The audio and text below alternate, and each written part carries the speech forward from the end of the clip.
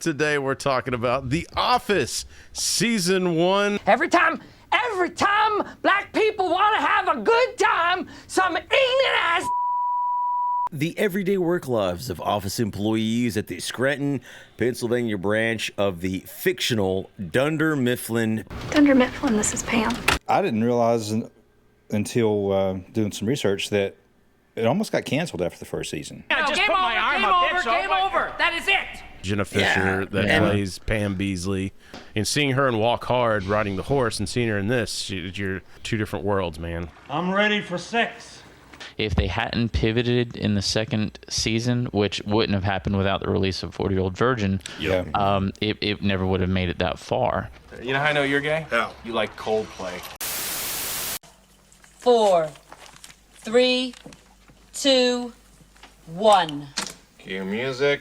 Abraham Lincoln once said that if you're a racist, I will attack you with the North. For you guys, it's not a big deal. What's up, everybody? Welcome back to Be Kind, Let's Rewind, the nostalgia podcast no one asked for. Today we're talking about The Office Season 1.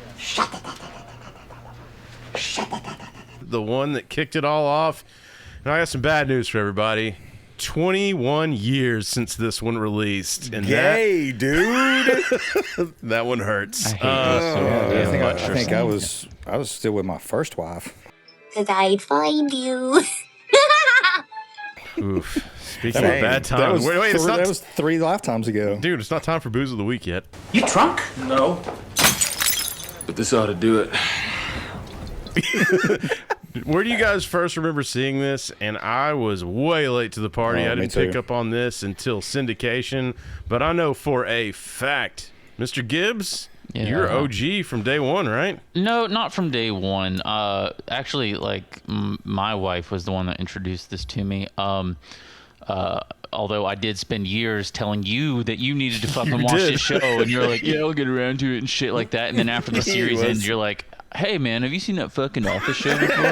He did that shit to me with the League. But, That sounds just like him. Do you have any idea how fucking busy I am? But no, we had just gotten married, and we didn't really have. We had a TV, but we had no cable whatsoever. We listened to Braves games on the radio in our living room, you know, because we were poor as shit. So somebody gave us the first season of The Office on DVD. Sarah had already seen it, and she was like, "Oh, it's really freaking good." And I was like, "Okay." Wow. If somebody else suggests something to me, I'm like you. I'm like, I have to discover it. But why are we all that way? Because we're all assholes. That's why. So we went through like several seasons of SpongeBob, which we had on DVD, and then finally it was like, hey, let's go ahead and watch this. So we started watching it at night one night, and we went through the entire season. And at that point, the second season had just released on DVD. They hadn't released the third season yet. So in the middle of the night at midnight, we ran to Walmart to get the second season to continue watching it.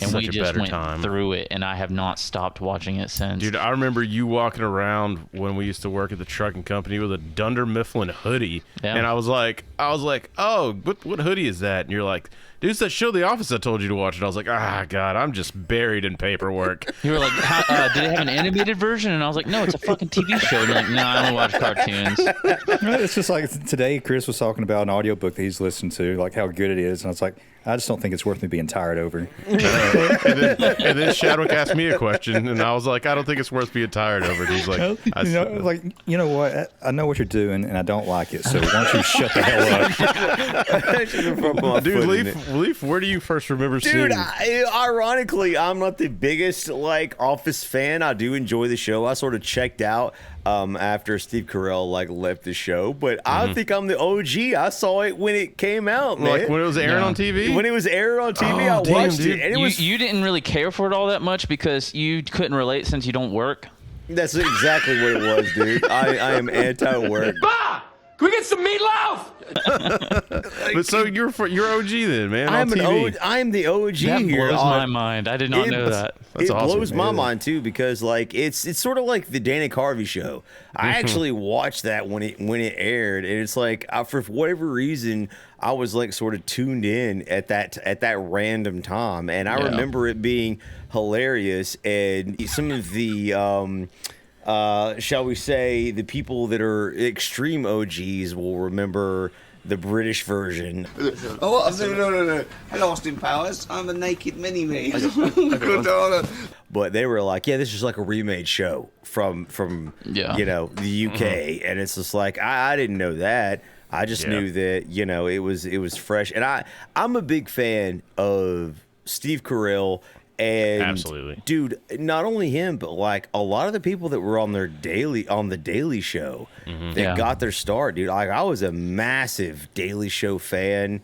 Jon Stewart, right, back in the day. Jon Stewart back in the day, and a lot of these comedians. I'm not gonna say, I mean, a lot of them in general got their start or had one of their first big breaks on the Daily Show. I mean, Colbert. Right. Stephen Colbert. Like, I mean, they had the Dana Carvey show, then they went to the Daily Show, and it's the Dana Carvey show landed them and the Daily Show. But we've loved them since, right? Bro, we've talked about it before, but I mean, if you've ever watched any of the skits on the Daily Show, I'm talking, I was in stitches from Steve Carell's skits on the Daily Show, and as well, you know, as Shoutouts mentioned, Stephen Colbert, dude. Like, and so when this show came out, I was like, dude, Steve Carell, I love him on like the Daily Shows. Like, I watched this, and it was so funny.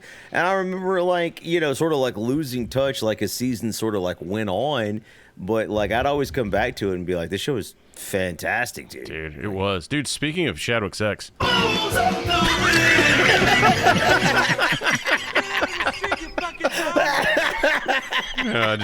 Look, he gave me a segue way too early. I just had to wait a while, and then I had to go back to it. Just run right back to it. Hold on a second. If it matters, this is actually my third tour of duty. So I was with the first one, which she wasn't so bad. She was just dumb.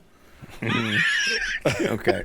No, don't worry. They're not listening to the podcast. Today, guys, I've got myself a little Yak Daniels on the rock, the OG Jack, man. So, keeping it Tennessee-based. Leaf, dude, what you got over there, man? It's from Tennessee, dude. So, like, I've got, you know, I'm not drinking a whole bottle, but it's a little, it's a Pinot Noir, dude. It's a red. It's we're keeping it classy tonight. Nice, for man. the office. So. Chadwick, the weather outside is weather. Super classy. Nice. Budweiser. I mean, these are office drinks, right? You know, we're keeping it basic. We're on the office budget. Chadwick or Gibbs. I snuck this out of Poor Richards. Yeah, I could use myself a Budweiser. Hell, one of them spooky penises that Leaf's drinking too sound good. No, I'm drinking a Can of Bliss. Another Tennessee-based. But it's the blood orange, 30 milligrams of yummy goodness. Dude, that's awesome. I don't know why. It's just word association. Every time you say blood orange, I think of the remake of the Bad News Bears, where Buttermaker's ex, what was it? His daughter-in-law or whatever. Yeah. She wanted to go see a band called the Blood Farts. Blood farts. The blood farts? He's like, the Blood Farts. I love our brains. They're just, dude, this is what happens when you unmedicate guys. I always think of Blood Meridian, the book by Cormac McCarthy. I always think that's second. Yeah, obviously we all do. Which, of course, he got his start on Golden Girls. Also, shout out to our rewinder of the month, Matt, dude. Dude, like I said, got his swag. Actually, Matt an apology. He sent a message the other day on Patreon, and the message got cut off. And so in the beginning of the episode, he commented on, I think it was Joe Dirt. We were talking about, we had brought up the Spotify thing again. And so all the message, for whatever reason, on my phone cut off. So it just said, I just thought that was a retarded business model, like taking your show off that. And I was like, oh no, man, this is like early and ad free. And then like after I sent it, his full message, like whole thing popped up because the thing was like loading or whatever. And he was just like, he said that like when Spotify took us off, and he was like, I always tell people to listen to Beacon. I was like, God damn it, I'm an idiot. And I was like, Matt, I'm so sorry. And of course, he's a super classy dude. He was like, dude, like I'm sure it's like easy to get mixed up, with messages also, and yeah. It's not his fault he can't read. Exactly. Our podcast runs off to 56K modem. Guys, we're still from Tennessee. So again, from the bottom of my heart, Matt, I'm sorry, and thank you so much for being so gracious and supporting us, man. So your heart goes out. My heart goes out. But if you guys want to be Rewinder of the Month, be sure to hit us up on social media, email, Patreon, start commenting, join Patreon, dude. Tons of ways to get in touch with us, and you too can be Rewinder of the Month. And Leaf, if you will you please take us over to some boring ass facts? Absolutely. Ladies and gentlemen, for those of you who are uninitiated, grazie. The Office is an American mockumentary sitcom television series based on the BBC series The Office, created by Ricky Gervais and Stephen Merchant and adapted for NBC by Greg Daniels. The show depicts the everyday work lives of office employees at the Scranton, Pennsylvania branch of the fictional Dunder Mifflin Paper Company. Dunder Mifflin, this is Pam. What a awful concept on paper. Well, I mean, it's a very British concept. Have you guys seen the British version of The Office? I haven't, no. I watched some of it. It leans heavily into the cringe-worthy humor to the point where it's super uncomfortable. Yeah. Okay. And it's insanely funny too, but you really have to be able to put up with a lot. And the American version is kind of a softer version, especially once you get past the first season. Right. And so, like, I think that they were right. Talk about that. Yeah. The translation, like, they had to change it. You know.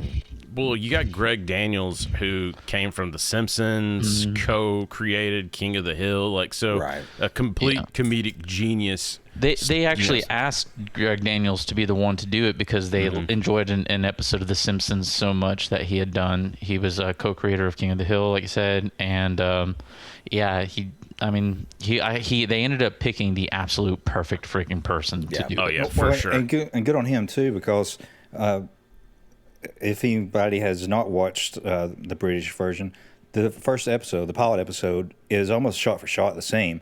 Okay. And he's like, this is not working. So they completely pivoted in the second episode. Okay. Right. But I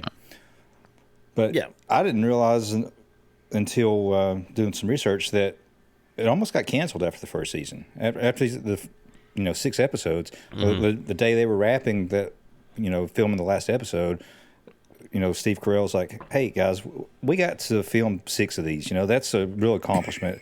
Because 40-Year-Old Virgin was about to drop, right? Yeah, and 40-Year-Old Virgin ended up being like the saving grace behind it. Now, one of the producers had already ordered, or one of the NBC executives had already ordered 6 more episodes. But if they hadn't pivoted in the second season, which wouldn't have happened without the release of 40-Year-Old Virgin, it never would have made it that far. Do you want me to be fucking retarded?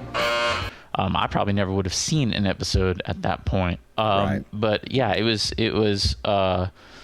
They watched 40-Year-Old Virgin, saw how much it blew up, and they were like, "How can we take some of that and put it into this?" Right. They needed to make him softer. Right. Yeah. They needed Michael Scott to still be naive, but they wanted him lovable. On the there's a redeeming quality to this man instead of just a straight jackass. Right. So Greg Daniels said he wanted to do take 20% of that and add it to each episode, and he wanted to start ending each episode with a little bit of hope.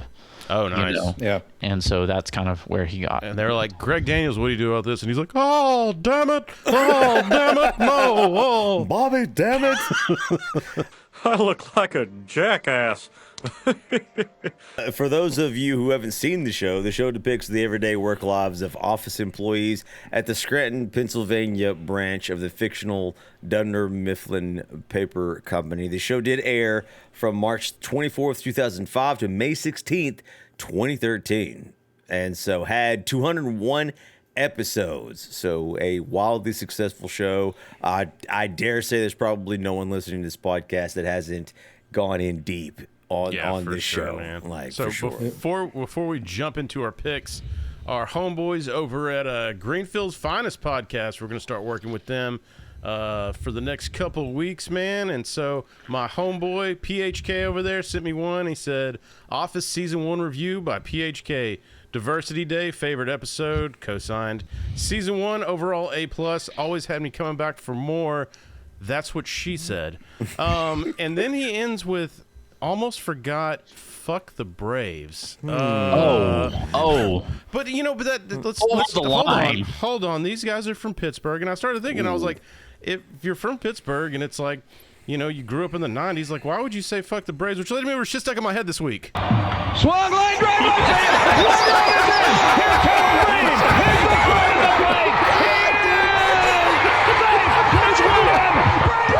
the plate. Braves win. Nothing but love, man, for the day that Greenfield's Sid finest. slid, guys. All love over there, for the guys from GFP, man. Good dudes over there. If you haven't already, be sure to go check them out. Funny dudes, funny shit. They cover daily stuff that's going on. Like I said, Pittsburgh sports, and they're funny, and they swear as much as us. Son of a bitch bastard. Which is always a plus, man. So, dude, let's jump into it, man. Man, can we get into it? My favorite part about that clip is like non-sports people are just like they're like so confused. They're like, we just saw especially baseball. Not Braves, yeah. And MLB is just gonna clap the fuck out of me. they're gonna get us, dude. Well, there's a big baseball MLB connection in the show. Ryan Howard is named after Ryan Howard of the Phillies. He was in the minor league system and was playing in Scranton whenever the show started.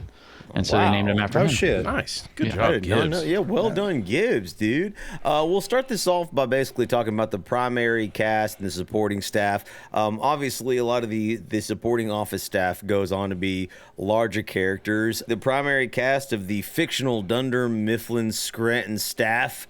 We got to start off with Steve Carell, dude. I mean, which is it's sad. The guy never really did anything else. He's just pretty much a relative unknown. A nobody. Vanished into obscurity after this thing got canceled. Dude, think about this. If the Daily Show doesn't happen, we don't get 40-Year-Old Virgin. We don't get The Office. We don't get anything because America didn't like Bill Clinton breastfeeding a bunch of kittens on the Dana Carvey show. And Eat to your heart's content.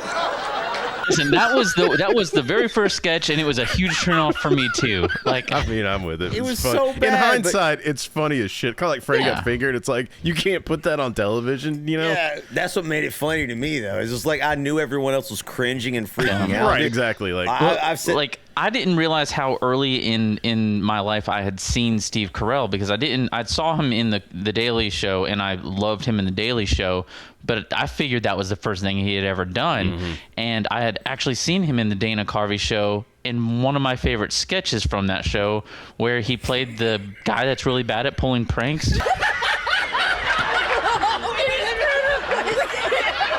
Or whatever. He'd pay for food and then drive off and laugh at it. Like he was just really bad at it, and he would laugh his ass off. And I thought he was about to bust a vein in his temple. So hard. Yeah, and then whenever I was working at Party City later on in life, a buddy of mine went and studied at Second City and was part of Second City, and he was telling me about a sketch that I looked up that he did with Stephen Colbert, where Stephen Colbert was like, hey, you know how like sometimes when you go back to your hometown, you kind of you are another person. You have like a different personality back when you're around the people from your roots. And he was like, yeah, well, back home, I'm an old black woman. And and the whole sketch is him acting like a black woman whenever he's meeting all the people from his past. Dude, that's funny as shit, man. Dude, Second City, baby. In the Office, Steve Carell plays Michael Scott, of course, regional manager of Dunder Mifflin. He is unprofessional, mostly incompetent, very performative, obviously in front of the camera, which this is filmed in mockumentary style, like we mentioned before. So you've come to the master for guidance. Is this what you're saying, Grasshopper? Actually, you called me in here. It's like watching a slow motion train wreck every scene that he's in. Like it's beautiful. You said that like everybody knows like a Michael Scott. There was a great quote. I think it was from Greg Daniel. He's like, everybody knows or has worked with a Michael Scott, and if you don't know or worked with a Michael Scott, you are Michael Scott. You are him exactly. And it's always like they turned it up. Like obviously he turned it up. But I always said I was like, either Steve knew somebody that he based his character off of, or this is Steve, which obviously we know that's not Steve. So like he must have known somebody somewhere and picked up this delivery, these mannerisms, this like I know I'm right when you're obviously wrong. God, it's the one thing that he does better than anyone else is when he gets like mad. He's like in the middle of a sentence, he gets mad and he just like turns his head and walks off. Yeah. That shit is so goddamn funny to me. Yeah. And I don't think anybody else can do that. No, man, dude, he's one of one in this. Like again, perfect casting. I don't think that anybody else could have done the softening of the edges that he did with this, where he became so likable while being offensive and crass and unlikable at the same time. And I think that just his personality kind of shining through is what helped out that a lot. So the softening, they still had him. The running gag was like he would use the wrong words. Jim Halpert is smudge and arrogant. I think you mean smug. Arrogance. Michael, I'm just trying And there's our smudgeness. But he said that was kind of loosely based on George W. Bush. Yeah. Another thing that they did in the second season that I think really helped. One, I think he got like hair implants or something. Yeah, and he lost some weight too for 40-Year-Old Virgin. But in the first season, they've got this like slicked back used car salesman hair for him, And anything else that he's ever been in, he's always had like a side part or whatever. Yeah. But that freaking Guido with slick back. Yeah, dude. It's fucking gross. I always call it like the basketball coach hair. Oh yeah, dude, the Pat Riley. Yeah, man. Yeah. Let's move on to the next one, Leaf. Yeah, we're going to talk more about Steve Carell soon going forward. We got Rainn Wilson as Dwight Schrute, assistant to the regional manager. Yes, not assistant regional manager, assistant to. Dwight is the underhanded, sort of brown-nosing weasel everyone sort of loves to hate. He's eccentric, obviously very authoritarian mindset in the office, always wants to like climb the ranks, will do anything, backstab, whatever he has to do to like accomplish his goals. And it just overall is just like a weirdo. Right? Yeah. I think that's what's good about they also soften him a little bit later on. Like in the first season, there are points where you feel really bad for him because he was a loser. Pam and Jim are fucking with him, and you're like, he doesn't know that they're fucking with him. And you're like, you kind of felt bad for the horse. Yeah, he was based on the character Gareth from the original season or in the original series, and he was kind of like that. He was a loser in that. Like he was a dork that clearly had no friends and was always trying to make up stories and brag about things and shit. And I think Rainn Wilson did such a great job of making this his own character, completely different. It grew. He became very complex. Honestly, somebody that you despise at first, you feel sorry for, and then you end up growing to love. And he really grew into that part really well. Let's get down to this next guy's name that there's no way in hell we would have been able to pronounce if it weren't for the show that he's on now. Yeah, John Krasinski plays the character Jim Halpert. Larry Legend. As a salesman at Dunder Mifflin. Jim is a sarcastic, apathetic sales rep who generally serves as a straight man in most scenes, at least early in the show. Although he does often enjoy pranking the character Dwight. And in my opinion, you guys can disagree with this or not. I think he's meant to represent like us, the audience, or like the everyman, right? Like sort of his reactions to a lot of the insanity and chaos going on. Like Jim's sort of like, the level-headed person. Common sense. He's the only one that seems like he's kind of outside looking in. Also, if you watch this show and you're like, yeah, I'm definitely Jim, then you're the Michael Scott in your group. Yeah.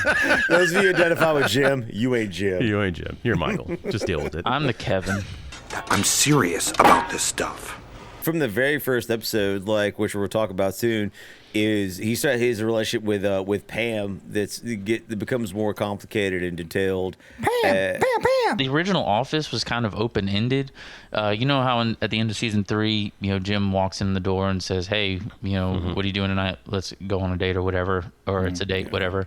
That's kind of how the whole series ended for the British version. So you never saw the happy ever after. You just kind of had that glimmer of hope at the very end. And I think Greg Daniels, this was very important to him. It's like he guarded this relationship and really wanted this to morph and grow into what it grew into. He was very protective of the writing of it, and how it went. But I don't know.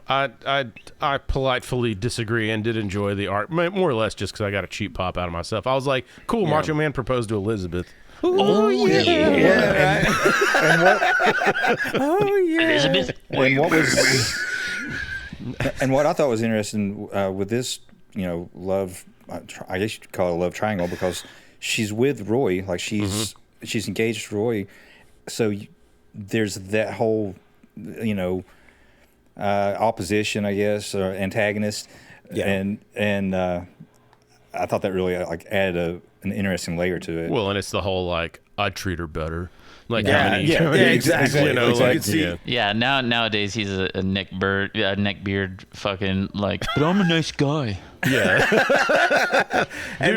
And maybe that's one of the reasons I think that a lot of people identify with that is because every young man has probably known a girl that was with a bad guy and thought you're too good for him. Well, right? yeah, I think that this is a very highly a fantasy fantasized, because in reality most of the time the guys are like, that guy's a dick, and it's like, no, he's not. He's actually a really fucking nice guy. He's a dick in your eyes because he's fucking the chick that you want to fuck. Right. Maybe go to the gym, lift some weights. Or maybe be interesting. Personality piece of shit. Get good at basketball. Yeah, get good at basketball. That's the most important one. Get good at basketball. Well, and the writing really leaned that way too, painting Roy as a bad guy, right. But he was always saying stuff that I thought was hilarious, but Shadow's quit stealing my moves. But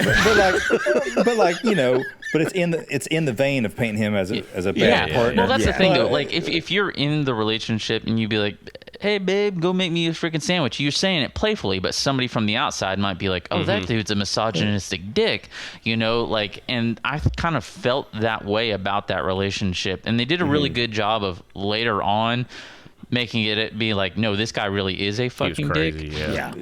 But I think I thought I loved that dynamic, and honestly, it does not paint Pam or Jim in a good light in that respect. Back on it. But they're happy and they lived happily ever after. But in Jim's defense, it's not his job to stay faithful. Yeah, it's a later season, but there's one line that I quote all the time. I think maybe it was a Valentine's Day episode where Pam is talking about how bad her day's been or whatever, and Roy's like, "Well, the day's not over yet. I'm gonna take you home and give you the best sex you ever had." Shadwick's like, "Quit stealing my moves." But we've already talked about her, so we might as well go to Jenna Fisher that plays Pam Beasley. We already kind of talked about her. She's the office secretary. I really liked her for about 3 seasons, and I don't know, man. Her character changed, and I ended up really not liking her. I feel like this is what you say about all your wives. After 3 seasons, we were good for 3 seasons, and then Jesus Christ, something happened, and she started becoming a bitch. It looks like we got married, and we got about a quarter of a score into our marriage, and I just wasn't all about it anymore. Yeah. It's like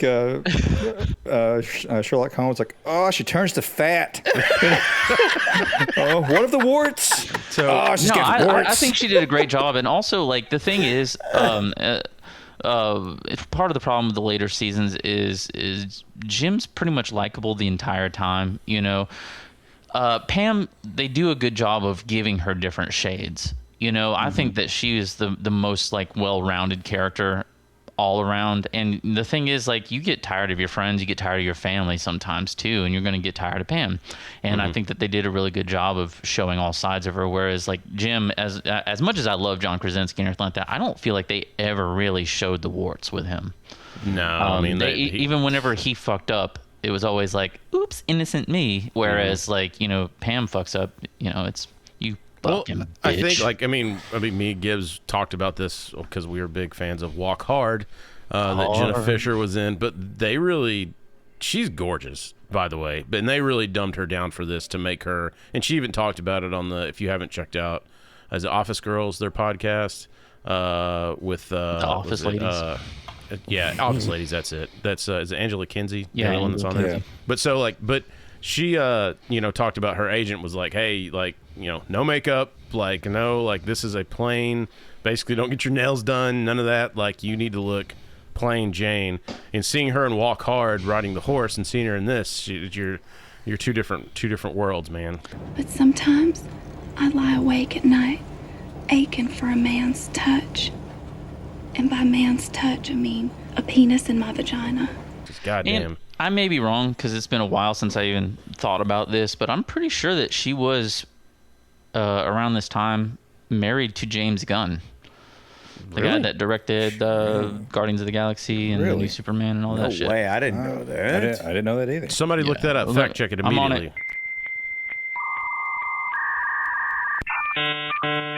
They were married from 2000 to 2008. Damn, Gibbs with the deep cut. Well done, dude. No clue. Did she get any of that Guardians of the Galaxy money? Nope, Actually, at that time, he was getting her fucking office money.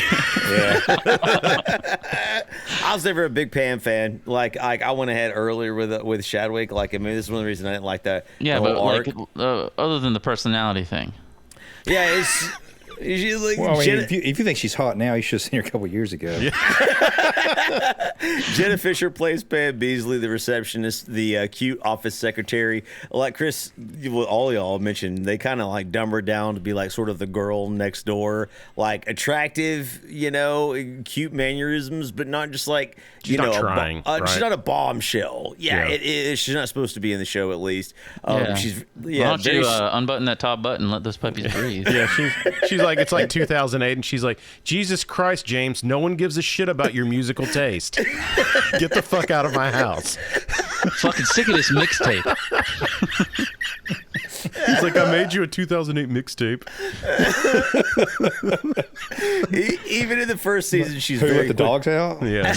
She's fairly quickly established to be like the love interest for Jim, even though she's technically engaged to Roy. Like, that always rubbed me the wrong way. It's just weird. I don't know. Like, I didn't like her. It's like, it's that work wife thing or work husband thing that some people kind of talked about that shit, but it's, yeah, kind of dangerous territory. Yeah, it's dangerous. Yeah. It's kind of nasty in my opinion. And like everyone just kind of like, I feel like when people watch the show, it's like, yeah, it just happens. It's like, yeah, but you're a piece of shit though. Like, he's like, I'm mad about this. Yeah, you're a gigantic piece of shit for doing that though. And having that, and even in the show, like her and Jim have like, in my opinion, sort of a very inappropriate relationship from the get go. Like him leaning over and talking to her, obviously flirting with her. Yeah, like, and Jim knew it too because every time Roy would come in the door, he'd be like, thank you. Yeah. Like he knew what was happening. He knew he was like macking on a almost potentially married woman. And yeah, Roy was a piece of shit, but it's just like Jim. Jim could treat her better, guys. Yeah, this is where I disagree with Gibbs. Like I feel like it did show his warts like there. It's just that everyone just sort of like paced over That's the it. thing though. I don't think that they did. I felt like the way that the show painted him was he's innocent and he's trying to be like the good guy, he was the babyface all the way through the series. But he's clearly doing like the wrong thing though, so that's what I'm saying. Like he's doing something bad, but like everyone. What I'm saying is the show painted things. Pam in a bad light. Yeah. Whereas they never painted Jim in a bad light. Okay. Even whenever he was fucking up, they were like, "Oh, somebody else is ruining things for him." Okay. Yeah. I'll play devil's advocate. Jim wasn't the one that was potentially cheating. Exactly. He was the outside person. Yeah, that's what I said. Like, it's not Jim's job to make her stay just because faithful. there's a goalie doesn't mean you can't score. But if he's going after like someone who's engaged, that makes him like a bad. He didn't fall off his dick on the desk. It's true. He didn't pull his dick out. To me, like I found out that the hard way. That'll get you fired. That'll get you canceled. Mm-hmm. Yeah, it will. The final main character is BJ Novak. his character is Ryan Howard. He's the temp, the new guy. Shout out to Gibbs for the background on the name. Well done. And he was one of the headline writers for the show, right? too. Which is smart because that makes your budget go way farther. Yeah, actually, a lot of the secondary characters were in some way writers. BJ Novak, he's insanely talented. I think he was like one of the head writers and everything.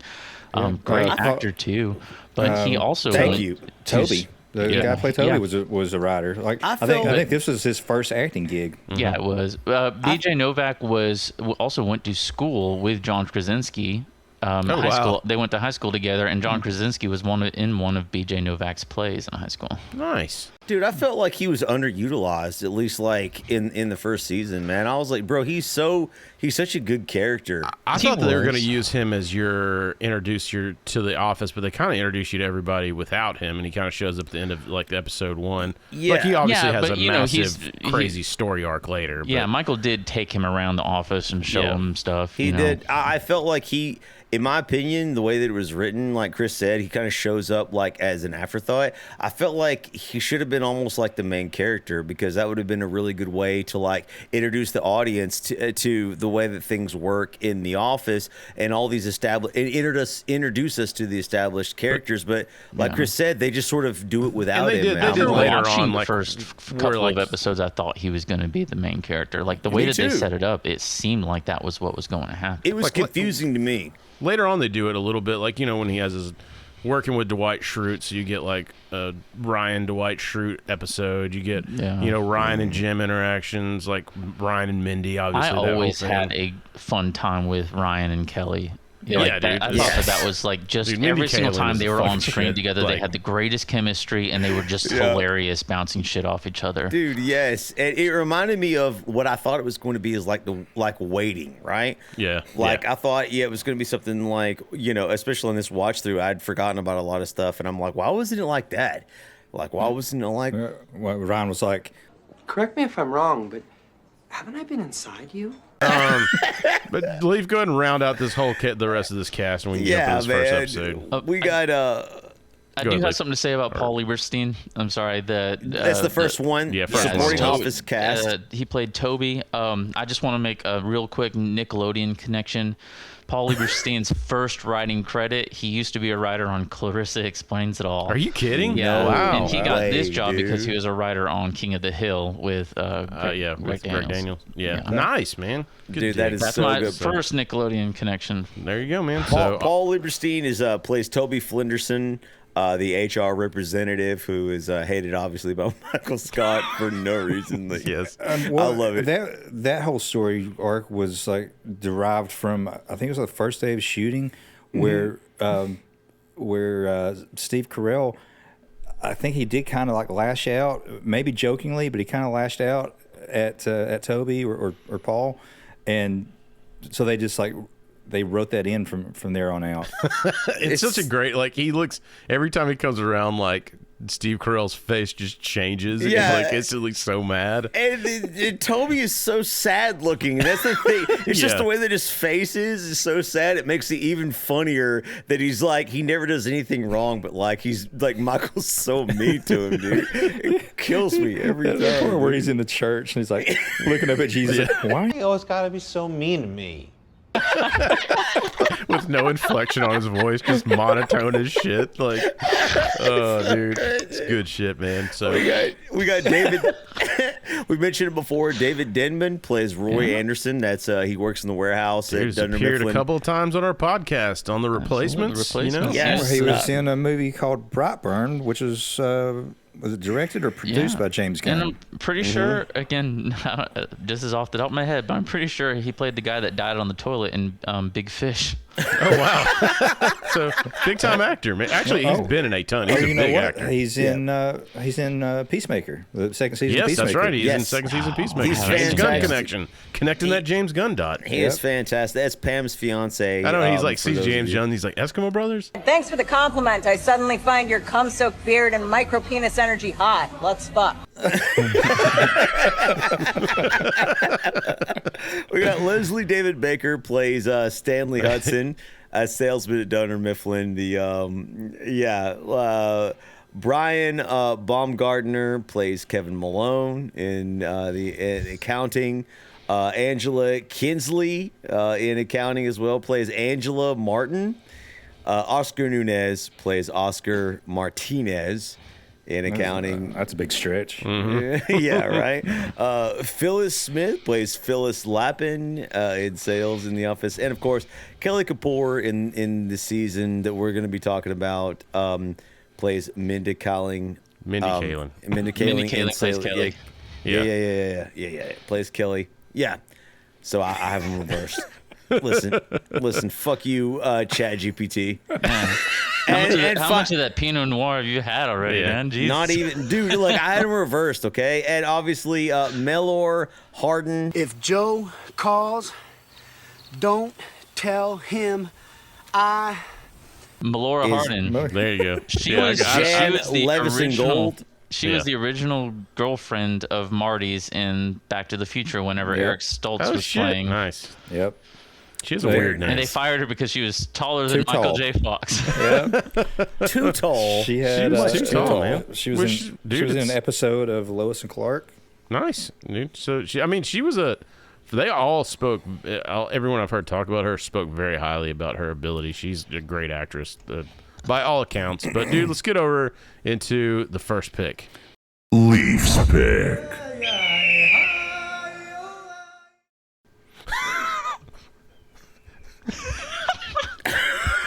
So good every single time, dude. Season 1, episode 1, the pilot of The Office is my pick. Thank you. Return to innocence. I can't help it. Dude, so innocent. And I was late. I was late watching this show because I started watching this first episode and I couldn't get past the abrasiveness of Michael Scott. This is our receptionist, Pam. Pam! Oh, dude, he's turned up. Like I watched, half of the first episode, and then I didn't watch the show again for years. Mm-hmm. Really? He's turned up. So for me, like that's what hooked me to this show is like his abrasiveness makes me laugh. Like I really liked that, right? Yeah. So for the plot of this one, I mean, in each one of these episodes, for each of us, we'll give the general plot, and then we're gonna talk about notable moments. I have notes here. Obviously, you guys throw in your own favorite scenes and what you enjoyed about the episode and facts, etc. But episode 1, the pilot, Dunder Mifflin manager Michael Scott tries to stay upbeat when a documentary crew arrives amid downsizing rumors.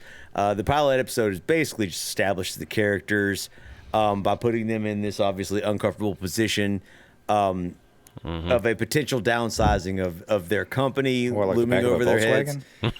Yeah, we're introduced to many of the main cast through like the personal interviews, sort of like reality television style, like real world, baby. Real world, man. Like they're pulled off to the side and filmed. Their inner thoughts are filmed. And obviously, the awkward moments are captured on camera as candidly as they possibly could be. As Shavik mentioned, Michael Scott is standout person in this episode. If you don't like him, I could actually understand why it may have turned Shavik off. Like, I get it. Especially at this time, there wasn't a whole lot of sitcoms that specialized in that uncomfortable humor. Mm-hmm. Yeah. Like sitcoms were that warm place you went to. Anytime conflict arose, they'd cut to the next scene so you wouldn't have to see the conflict, and in this they lingered on it, or there was comedy relief like very quickly afterwards, but or they would just not have comic relief and it was the uncomfortableness. You'd start laughing because right. Well, you didn't know. You have to get conditioned to that awkward silence. It takes a little bit getting used to, but I will say this for me, and maybe Gibbs and Leaf on this, Michael Scott, when the camera turns on him, reminds me of so many people when we were in bands and shit, and people would get a camera turned on them, or they would get on stage, or they would get a mic in front of them, and you were like, shut the fuck up and get down. Like, this is not you, and nothing you're doing does anyone like right now. Like, and that's why it was nails on a chalkboard. Laughing. Yeah, that was nails on a chalkboard to me the first time I tried to watch this. I was like, Yeah, because I think I actually started at season 2 and then went back. So I think the opposite. I think that's kind of what hooked me was the uncomfortableness. I was like, oh, this is something different. You know, somebody's like, hey, there's a sitcom and shit like that. Like back then, I was like, fuck no, because I hate anything with a laugh track, guys, except for Welcome Back, Kotter. But that's the one's different. But oh my god.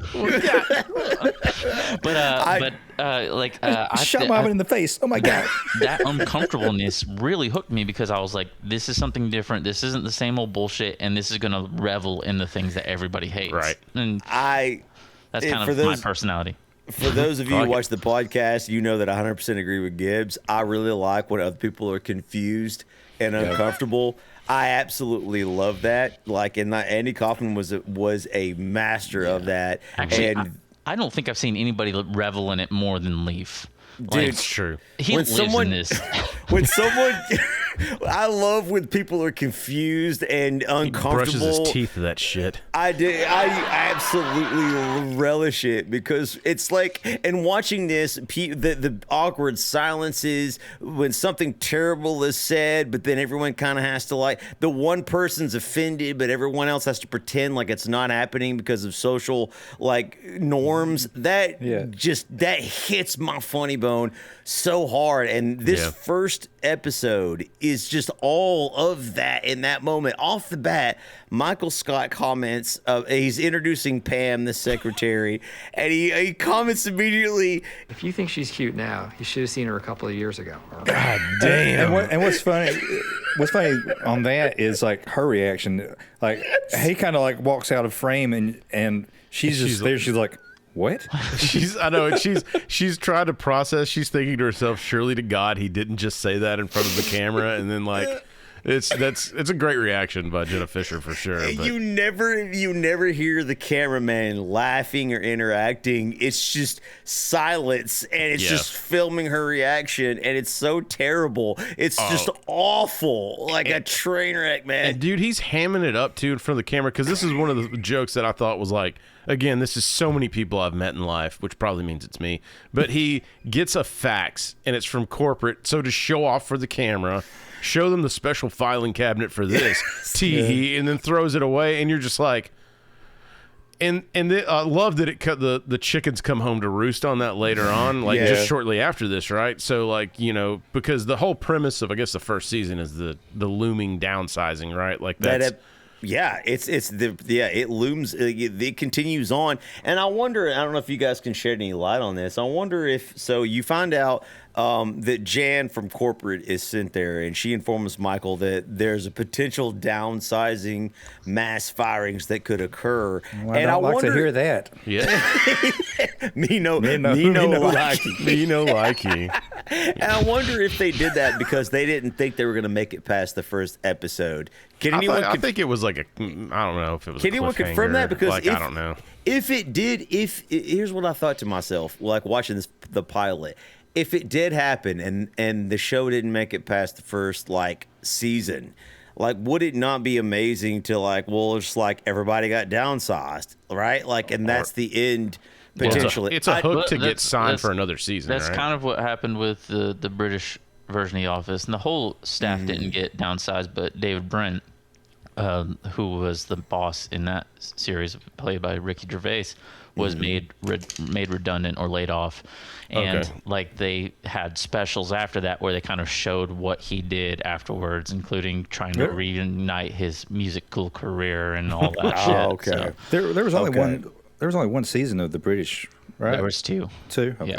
Yeah, there was two, and then like a couple of specials as well. Dude, by the way, when Michael Scott gets the inappropriate call in his office from Packard.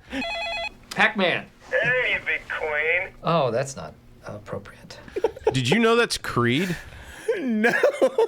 That's Creed calling on the phone. Yes, that's not David Koechner yet, because he wasn't signed on until season 2. No, that's actually, Creed on the phone. it was Toby Huss who played Arden.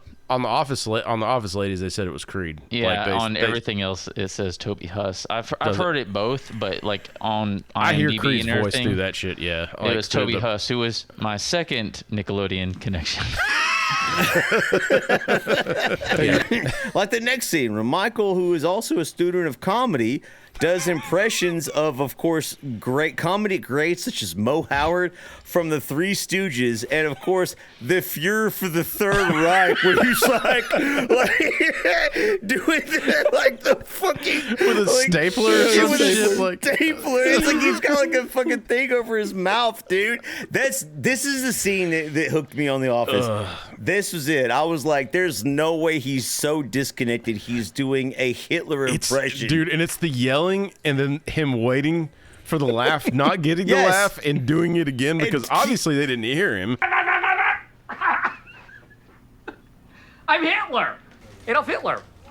I don't think it would be the worst thing if they let me go. The scene cuts while he's still doing it. He keeps trying to salvage the joke.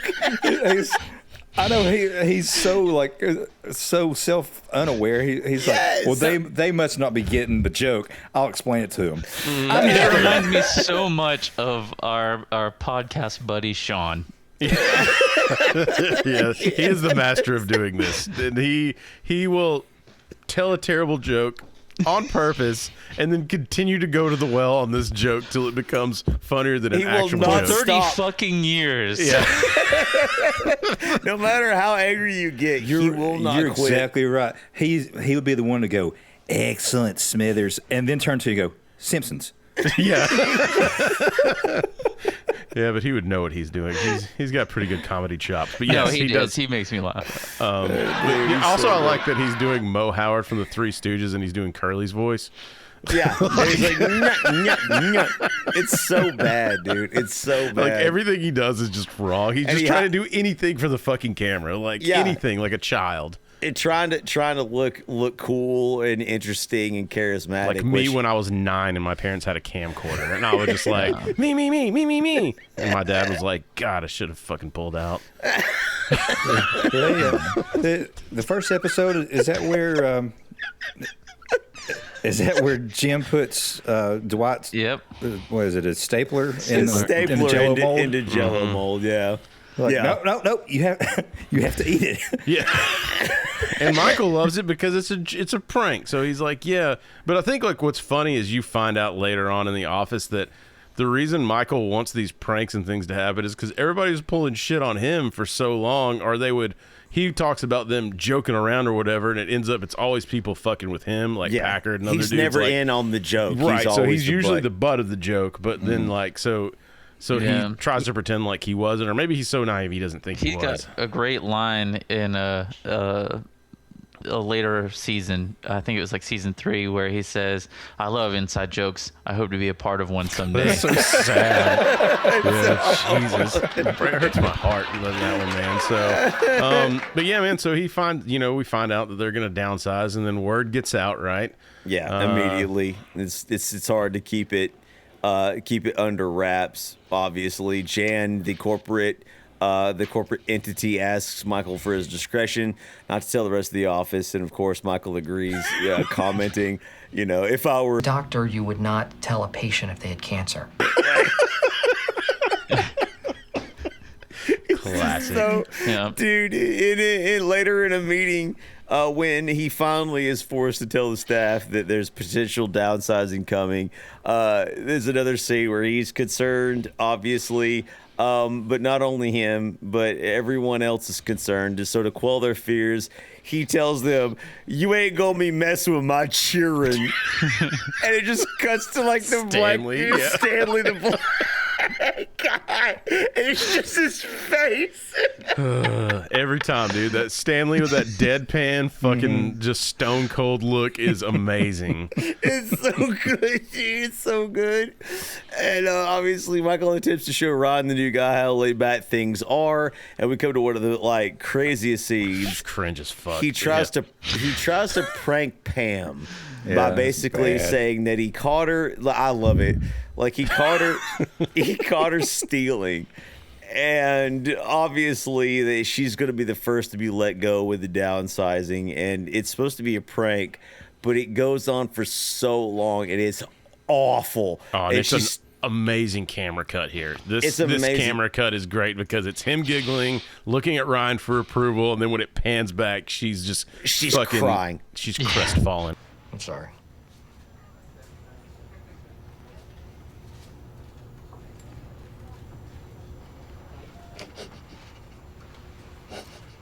Yeah, Ryan's just like, he's not with it. Yeah, and then Michael like tries to include Rainn. He's like, it's Joe. Yeah, he was in on it, and Ryan's just like, nope, hell no. He's shaking his head no. Like it goes on for so long. The part that makes me laugh, that kills me, is like when she starts to cry, like the camera's just on her and Michael, and it's like. See that? Great camera. See, that was her crying was the part that turned me on. I mean, Chadwick's like, I mean, Roy's not that bad of a guy. Man, no kink shaming here, bro. Yeah, it's so awkward, dude. It is completely. It's terrible. It is absolutely terrible. But like again, that's what I liked about the show is like that awkwardness between what was happening and the audience was just it would hang. Just forever till it was uncomfortable, and then that's what. The longer it went on, to me, it became funnier and funnier, and so this is a masterclass in that style of comedy, and I feel like I don't know if a lot of people liked it or not, but I thought it was excellent. It was a good, in hindsight, great setup episode to kind of like let you know the score of the series, and it sort of ends without any resolution with a downsizing issue. Right, the episode ends and. Obviously, Jim pranks Michael by putting his coffee mug, his number one boss that he bought for himself. Michael bought that for himself. Yeah, exactly. Like in Jello, like he did Dwight Stapler earlier. So it's kind of like Michael kind of got pranked in the end. Teehee. So I did want to do a Patreon sidebar real quick for this one, guys. I know, he's a little rough around the edges, but let me work. He's a monkey! Therapy session has been brought to you by Patreon.com. Exactly, Patreon.com, which I guess it's time to go over to... Gibby's Pick.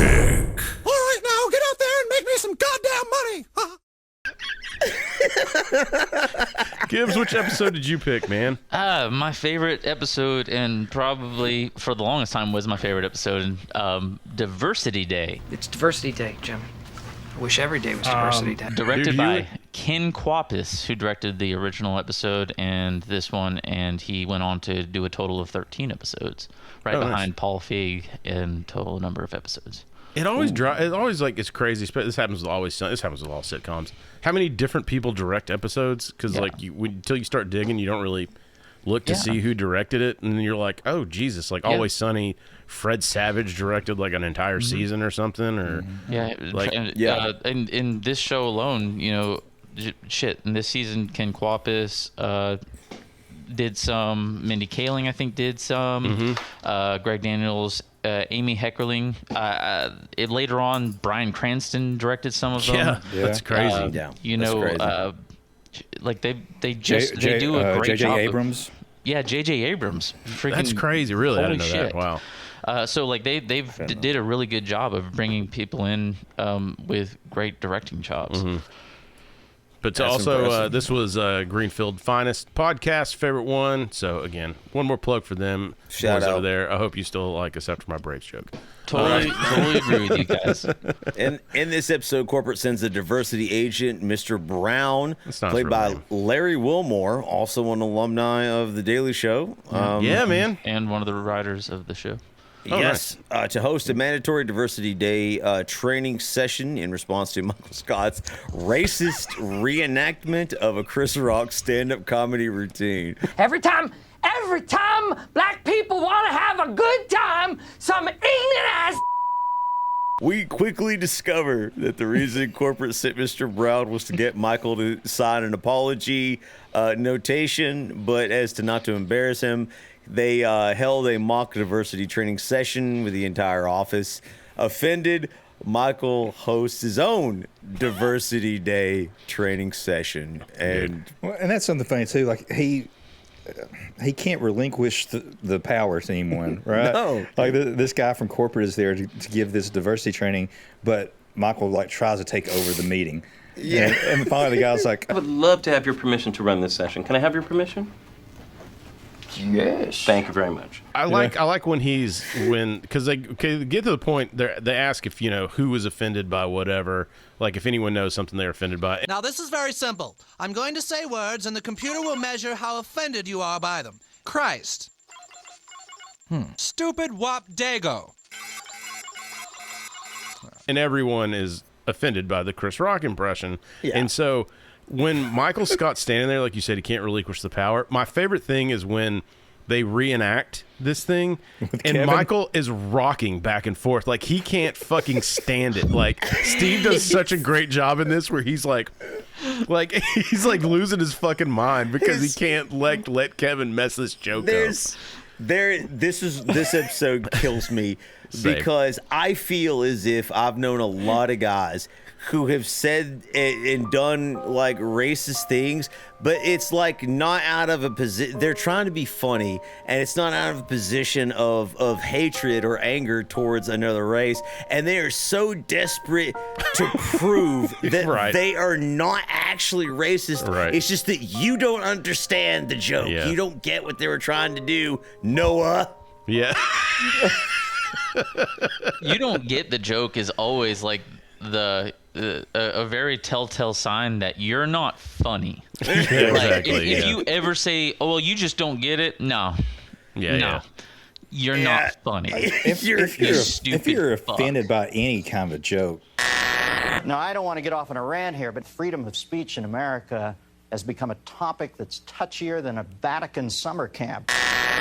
If it really, what matters is intention. Mm-hmm. If you are intending to hurt that person, then fuck you. You're offensive. It doesn't. Well, it's even not have comedy to, then. Yeah. Well, I mean but that's the thing though. A lot of people they say these things out of anger.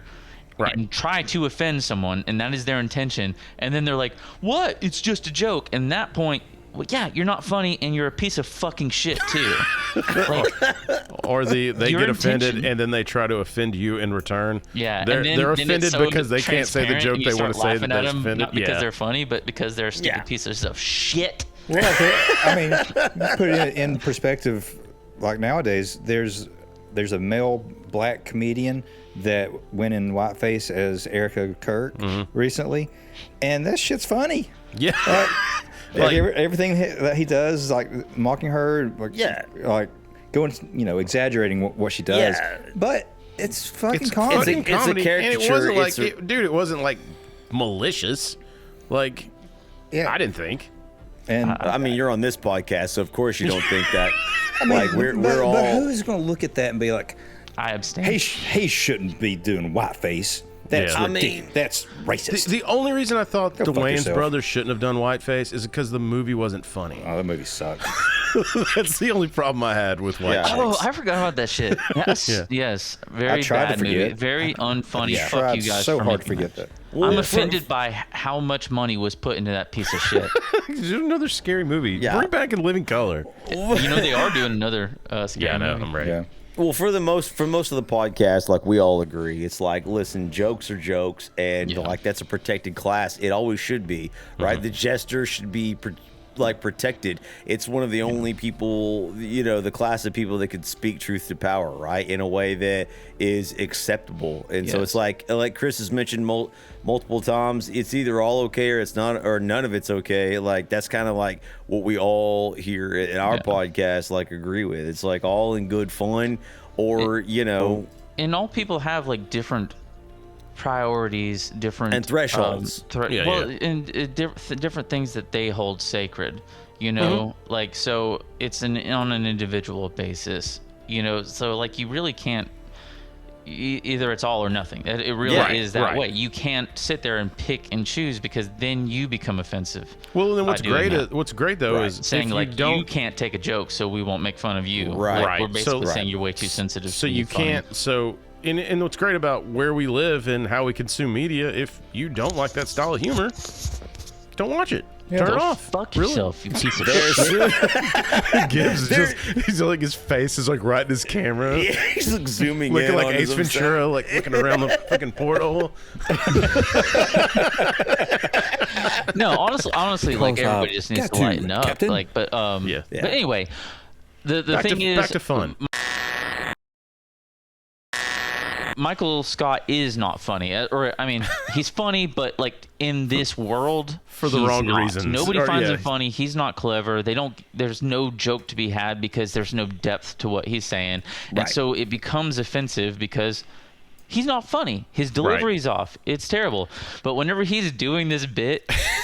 And he says that word, and then even though at that point you could see in his face, oh shit, I went over the line, he still had to finish it off with, what you want, a cookie? What you want, a cookie? It's just, he could not stop, even though he was like, oh fuck, I fucked up, gotta finish. I fucked up again, and like, it's just so. I gotta say it or I'm gonna pass out. Yeah, I know, that's what it is. So beautifully performed. And the funny thing is, like, Greg Daniels was so worried about the unedited, uncensored thing getting out, and he didn't want any possibility of it leaking, that he personally saw to censoring it and destroying anything that could have come out. Oh shit! I mean, so good on him. They though, would never see that word actually be uttered from him. That's how protective he was of Steve Carell. I just like everything about. He could have said ninja. I mean, but everything about this, like, N-word. when he ramps up on this, like the very first of this is like what always gets me. One, because I know it's coming, but when he's like every time, like he's gearing himself up to get in fucking character. He's laughing it out. Yeah, you got to get in character, dude. Yeah, like, he was getting in character. that. Ready. His Chris Rock voice was on point. He was ready for it. Yeah. You want a cookie? He did a good impression. It was funny as shit, man. Dude. So like, go ahead, Leaf, because this doesn't go well, obviously, and then he has to be sat alone with the HR guy. Yeah, so basically what happens in the episode is that, like, we find out very quickly, as I mentioned before, that Mr. Brown leading the diversity training is... all right. Okay, first test. I will not call you that. He's not falling for that one. It is his real name. He's only there to get the signature for Michael Scott because everyone was offended by that incident, and he hosted this fake diversity training session so as to get Michael's signature. And of course, being Michael, he doesn't want to sign he does not want to sign the letter. Because he admits he's wrong if he signs it, right? Yeah, because he admits he's wrong. And again, this is back to what I said. Like, I had a friend, named Noah that would not. He would not admit that he was saying something wrong or something stupid or something vaguely racist. And like, again, it's like I really identify with this episode. It's just like Michael refuses to admit he's wrong. He's like, no, you just don't get it. Like, if I explain it to you again, let me break it down. Let me break it down for you, and you'll see how I'm right. Like, the narcissism is so strong here, and so I feel attacked. Michael cannot take the fact that he's been sort of singled out and ostracized for this incident, so he decides to prove he's not racist by having his own diversity training. Hey, we're not all gonna sit in a circle Indian style, are we? Get out. Sorry. No, this is not a joke. Like, get out. Get out. He's like, I'm not mad. It's so bad. He's hypersensitive now about any jokes or racism. And he throws them out. There was a deleted scene too in this part where you know how Mr. Brown had his anagram of hero. Yeah. Michael Scott had his own anagram of incest. The more we can encourage interracial dating as a society, the further away we get from incest. Literally. Oh yeah. Oh God. Is that in the Superfan cut? I can't remember if it was in the Superfan cut or just on the deleted scenes. I can't remember. I remember seeing it. I think I saw it on YouTube on a deleted scene maybe. But like, dude, and I mean, Doesn't he have like a video? Abraham Lincoln once said that if you're a racist, I will attack you with the North. These are the principles I'll carry with me to the workplace.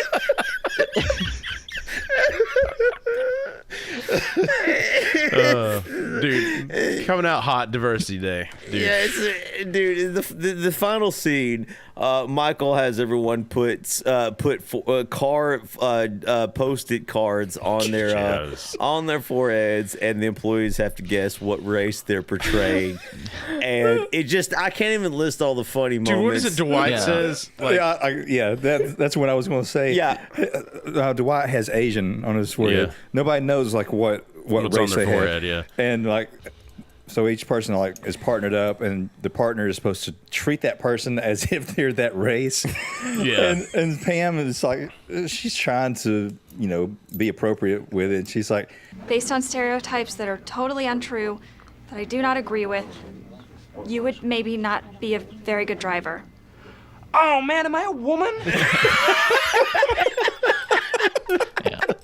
There was another cut scene too where Dwight, like Jim, put a card on his head on Dwight's head that said Dwight, and he was going around and he was confused because everybody's like, "Well, you're annoying," and he's oblivious to them insulting him to his face. Was it Pam that had Jewish on her forehead? Yes. It was, Pam had Jewish. Dwight's like, Shalom. I'd like to apply for a loan. This is that uncomfortable scene though that you were talking about, right, Shadwick, where Mindy walks back in or Kelly walks back in. Yes. And he's just in her face. Welcome to my convenience store. Would you like some googie? What you said, like where it just goes over the line where you're like, oh, okay, like we're nails on a chalkboard. It's the same issue I had with Tom Green where he just like keeps repeating the same thing over and over. Most of the time, that doesn't make it funny. Yeah. And repeating this has a good just payoff. Makes it worse. Yeah. This has a good payoff because you get Steve Carell's act. He gets slapped, and then he does that shit where his voice breaks, like where he's starting to cry while he's still giving a speech or whatever. He's so fucking good at that. She gets it. Now she knows what it's like to be a minority. Like they had been looking for a reason or a way to use Mindy Kaling in the show and get her lines or get her a bit in the thing, and this was it. Like the script originally just said a minority slaps him or whatever, and they were like, oh, who should do this? And like clearly, like she looks like a school marm or some shit. She's dressed all fucking weird and conservative, and it's like really off-putting. Like I thought she was an old woman the first time I saw this, like based on what she looks like here, and then later in the series I'm like, oh, she's like 20.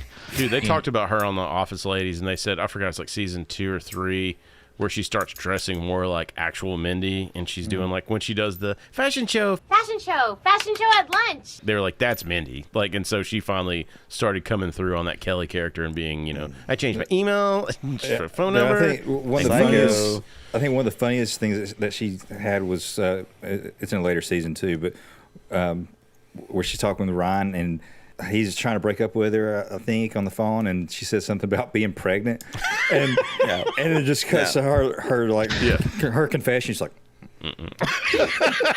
That's so good. I love her. She's fucking amazing. She was on Always Sunny as well on one of the seasons. Psycho Talk. Yeah.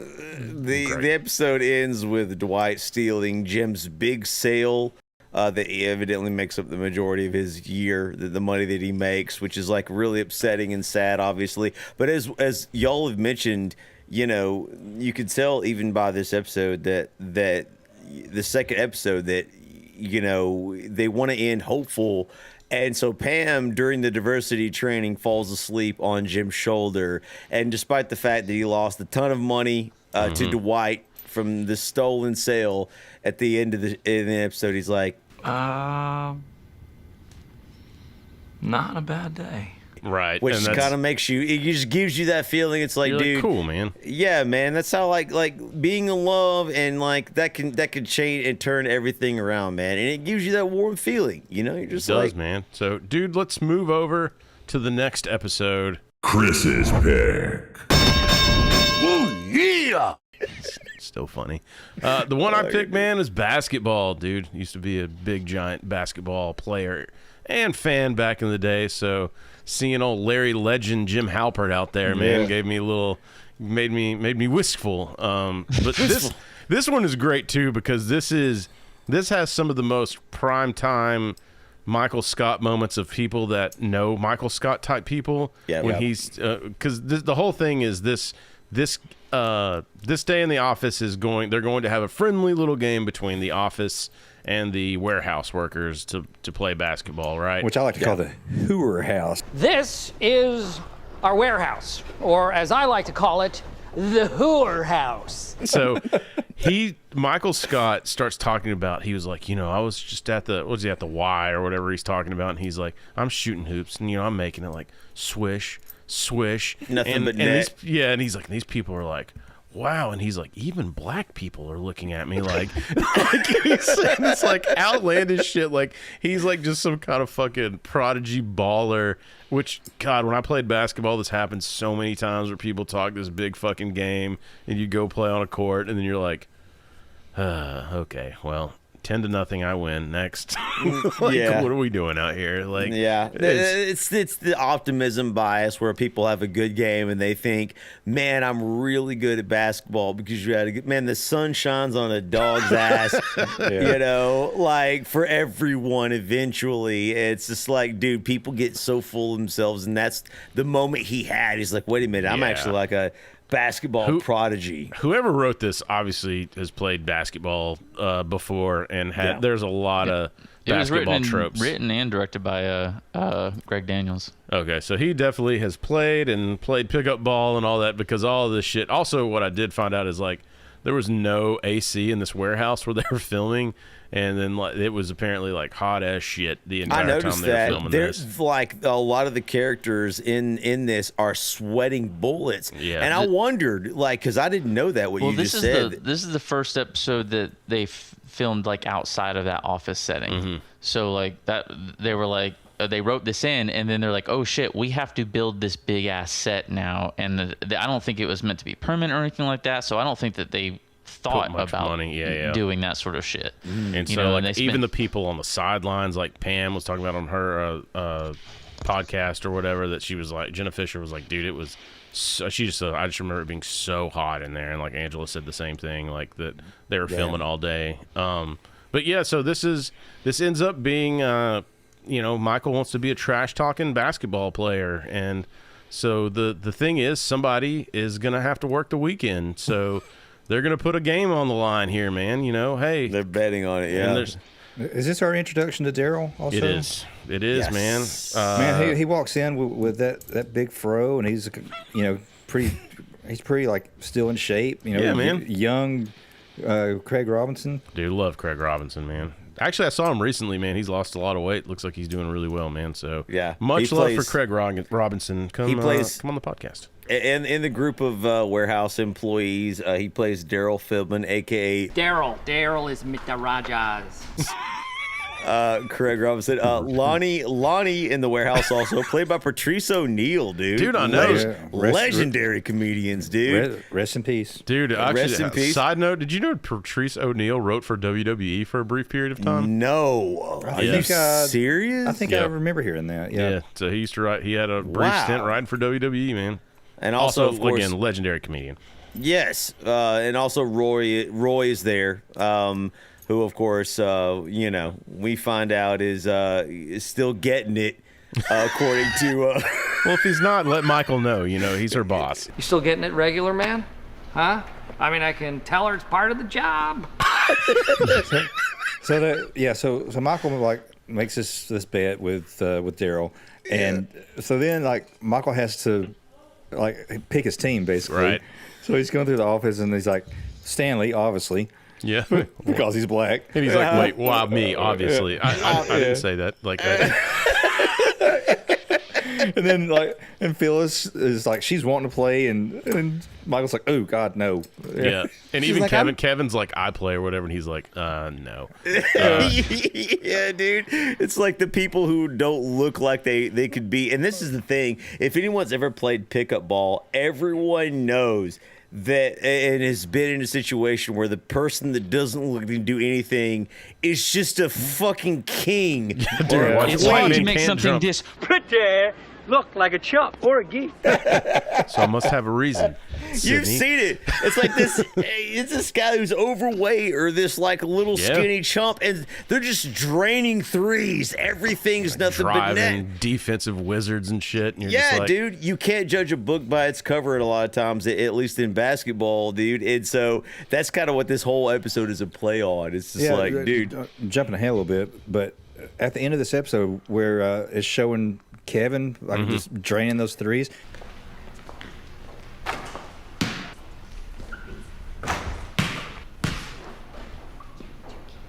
So you think he's actually? No, he did. Yeah, no, Brian 100%. Baumgartner. They said that he made 14 straight. Yeah. Wow. Yeah, I guess he played at home or whatever. You can tell by his shot. His shot is fucking smooth. Like he's just sick. But that reminds me of myself playing with Chris in. I remember there was a wheelchair basketball league, and what was her name? There was the Chattanooga Big Wheels. God damn it. All right, after the laughter stops, I'm gonna. Yeah, okay, it's cute. And that's the Burger King kid's name. I was involved.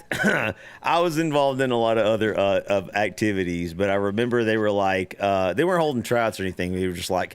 I was like kind of hanging out with them, and I was shooting the basketball, and man, I was hitting like NBA 3-pointers. Yeah, because we used to shoot all the time in the driveway. That's exactly what I was going to get to. Is like, so Chris and I, like, this is another side story. He was often grounded, and the only thing like he was allowed to do was shoot basketball. And so he would be like, hey, you want to come up and shoot? And I'd be like, yeah, dude. And so I remember being in a wheelchair. The first time I ever shot a basketball was my boy Chris. With me and him, I was like, and I sucked. I was like, how am I supposed to shoot from a wheelchair? Because I grew up, till I was 13, and it was like really difficult to learn, man. I was like, I don't have any ab muscles, but I started to like hit shots, and I got back further and further. And Chris was a 3-point shooter.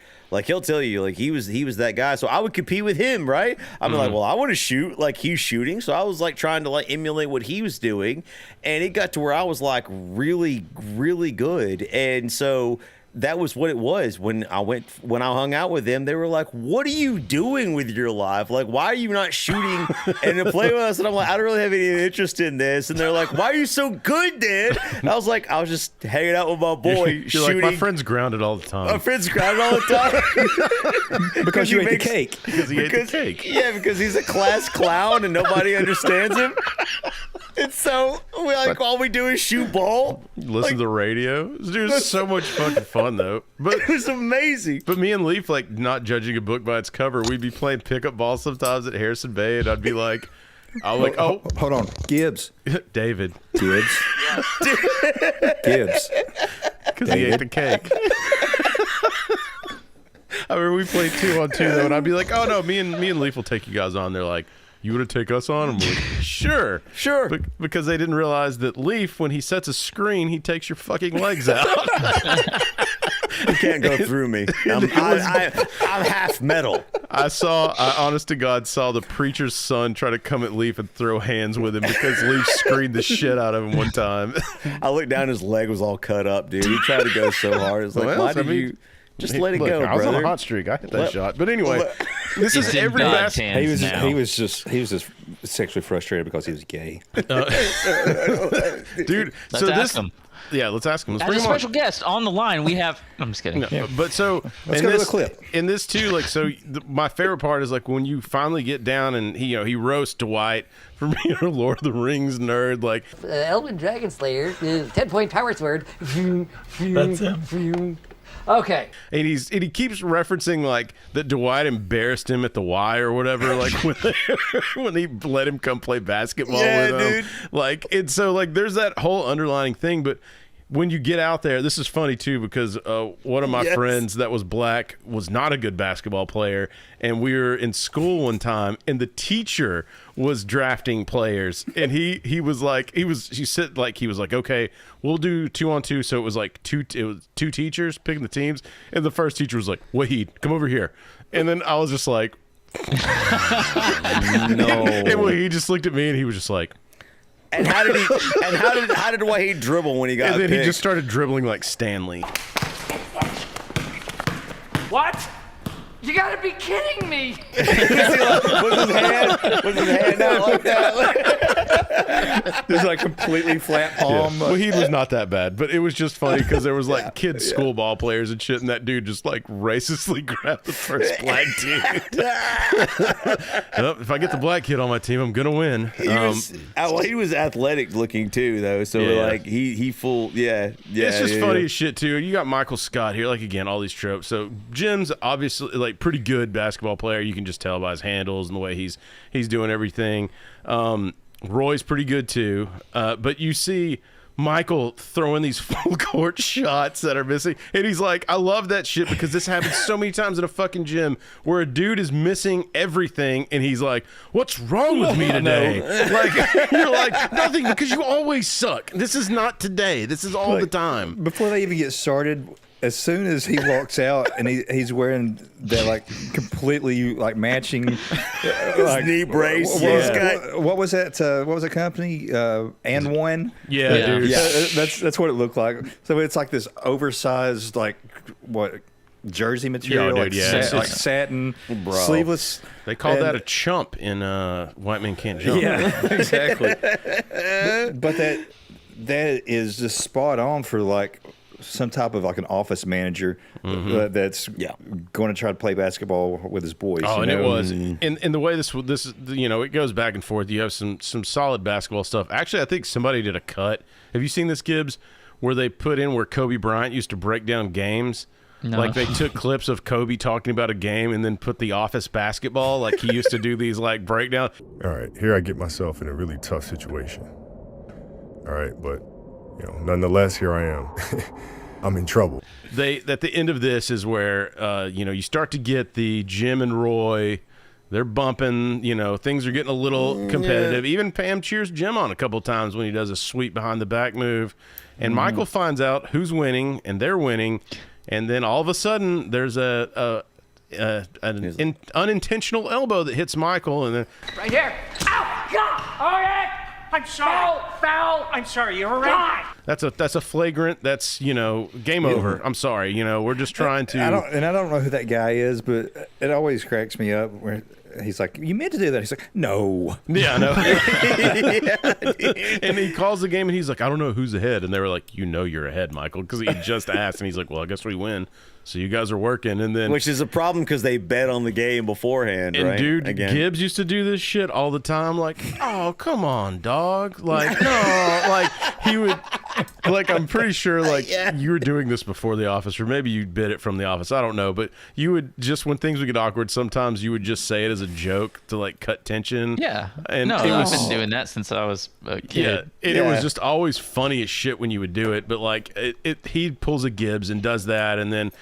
So now everyone else The Office is going to have to work the weekend until, Michael lets him know. Well, I mean, hey, you know what? We're not going to work the weekend. I mean, us working one day is not going to affect them not downsizing us anyway. Yeah. So, like, who cares? He kind of gets bullied a little bit by the office worker. I mean, the warehouse workers. Fuck him up. Yeah, they're ready to mess him up. And then, like you said, it throwback to the very pilot episode, the very first episode where they basically are like, you guys potentially going to get downsized. It seems a little more sure now during this episode. It's like, nobody's coming in tomorrow.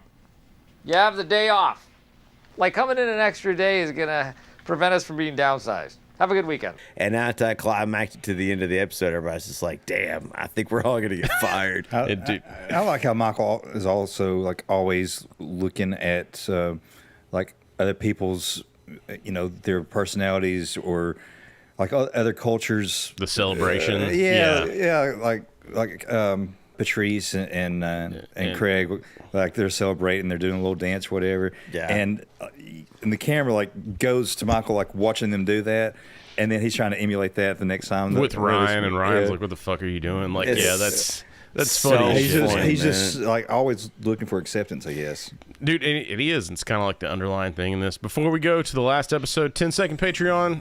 commercial. Look, we got Patreon. You want our episodes early and ad-free, plus bonus content coming from all of us. Go check out Patreon. Super low price. You can also join for free. So go check us out. Patreon.com/BeKind. Let's rewind and let's get back to Chadwick's pick. She's having an orgasm! She's having an orgasm. She is. That's true. Chadwick, man, which episode did you pick? I picked Hot Girl. That does sound good. And that honestly, I picked that because you had already picked basketball. Excellent. Still a good episode. Peek behind the curtain, dude. Yeah. You can't go wrong, man. Come on. Yeah.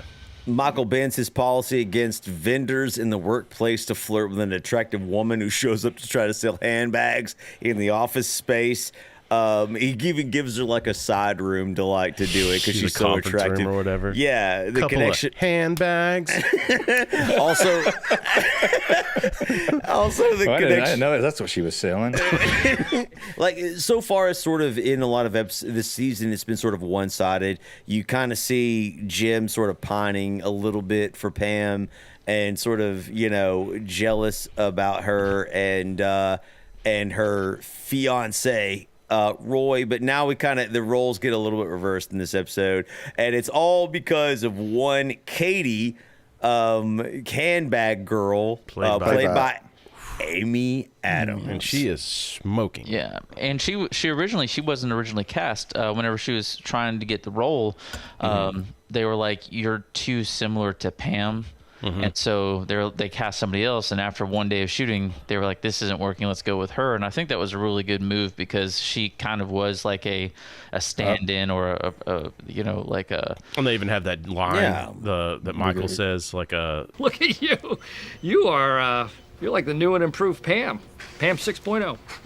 That's what I thought it was. That's crazy they replaced her I didn't realize that because I was like, it's perfect because like she's like the more attractive version of this girl. It's perfect. I think it really works out because it's just showing that like Jim is just trying to fill that void with something similar. You know? And I like that. I think it ended up really working out that way. Really good, man. Because like this is also starts the Jim and Pam fucking with Dwight thing, where we all know watching Dwight has zero chance with Purse Girl. Yeah. But they hype him up to be like, no, man. And Chadwick, what does Dwight notice about her? Doesn't she check some boxes for him? Creamy skin, straight teeth, curly hair, amazing breasts. Not for me, for my children. Thirsty children. Thirsty children, yeah. This goes back to Michael being really cringy to me too. Like, I think it starts off where he has a phone conversation with Jan, and talking about like the top salesman can get $1,000 gift or whatever, and he's like, do I get to pick the gift? So he gets an espresso maker, espresso machine. So when Katie comes in, she asks him like, for a cup of coffee. And he just like goes into this whole tirade about, I should have spotted another addict. Gotta love the bucks. Fucking nails on a chalkboard, bro. Yeah. That's rough. Yeah. So fucking rough for me. Yeah. But you just feel bad. But all the guys for the horse. All the guys in the office are like falling over themselves for Amy Adams. Like, Michael, he's worked out to like take her home because her ride bailed on her. Dwight is, he works up the nerve to go and ask her out. Even Roy is talking. He's sitting at the table with Jim and Pam, and he's asking Jim if he's going to like try to hook up with her, and Jim's like, no, I don't think so. He's like, what are you, gay? He's like, man, I would be all over that if I wasn't dating Pam. We're not dating, we're engaged. He's like, tomato, you stupid bitch. Someone find that clip, for God's sake. I can't find it. I can't either. Look, dude. Even Kevin asked, are you jealous because there's another girl around? No.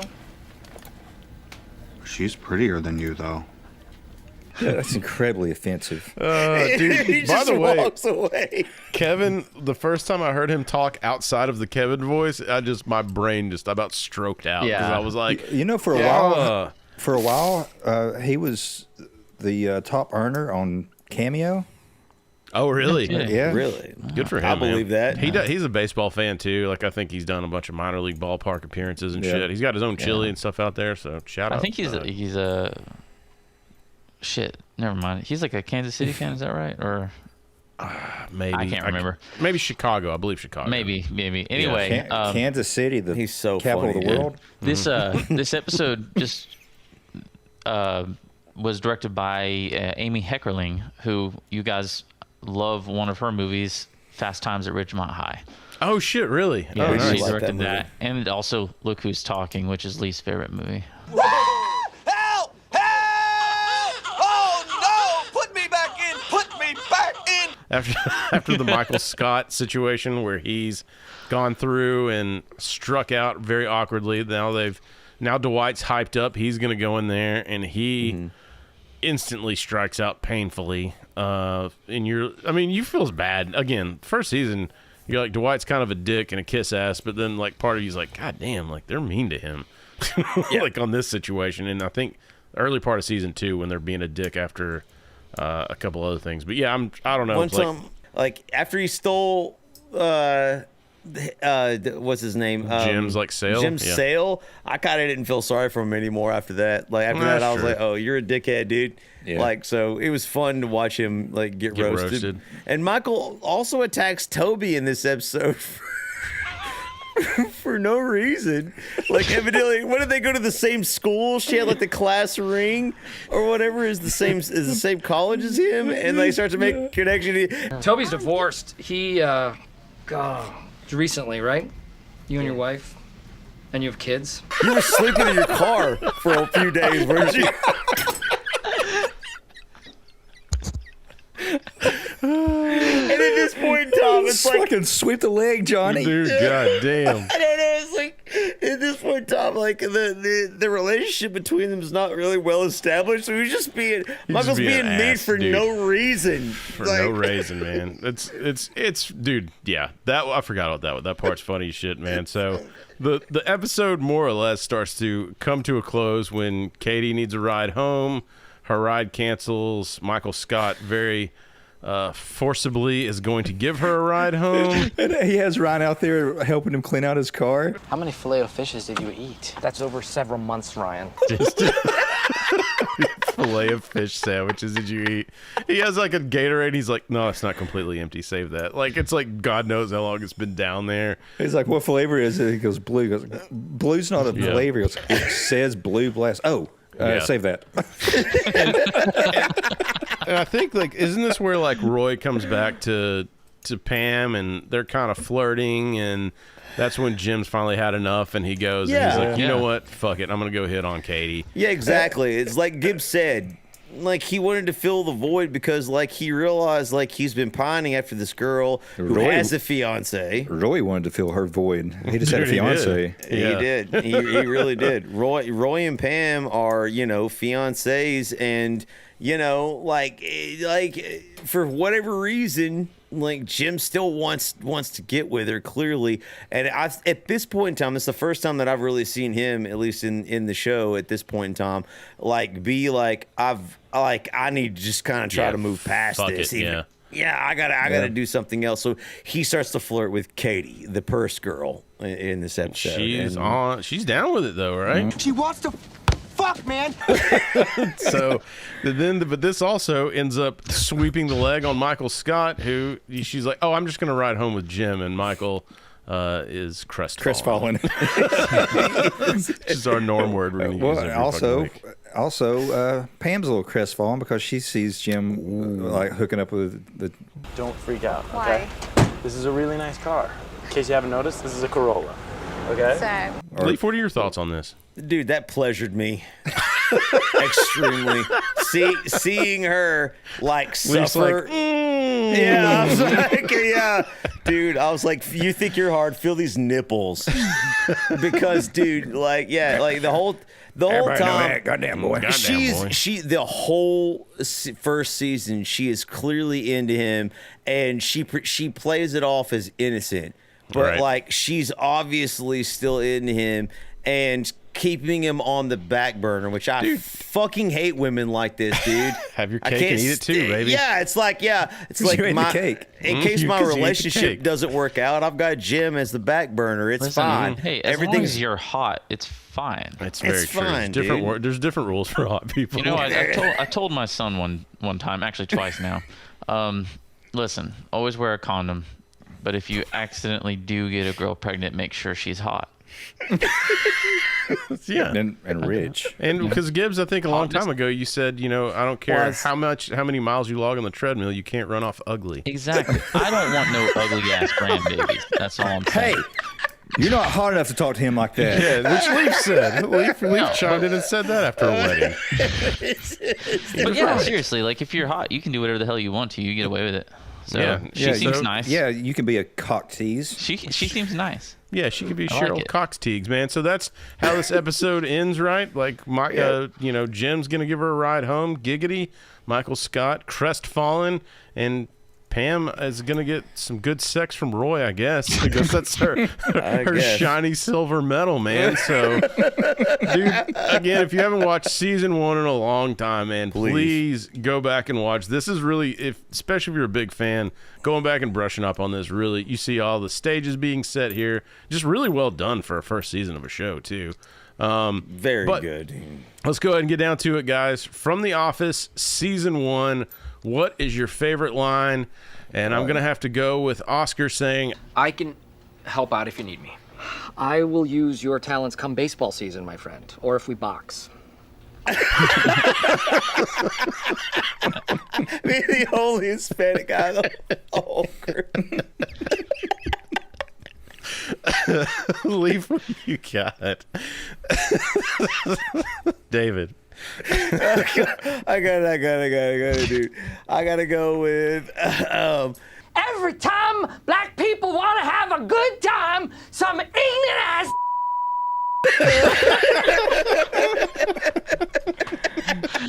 What you want to cook?